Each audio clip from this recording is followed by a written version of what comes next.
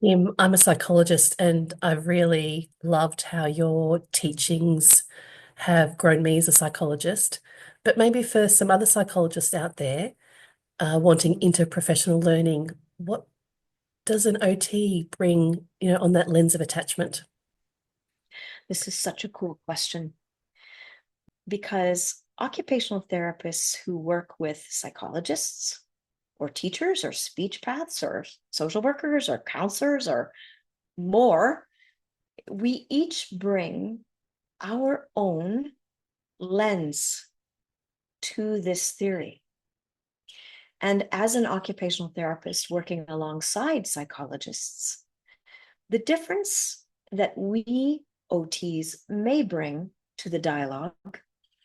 is our neurobiological understanding and our appreciation for how attachment adaptations become embodied in the movement system,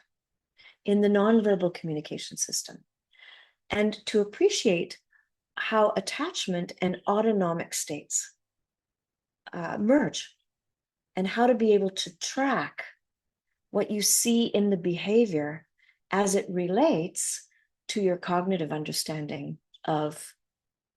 the attachment adaptations that a person will evolve in order to keep themselves safe from danger.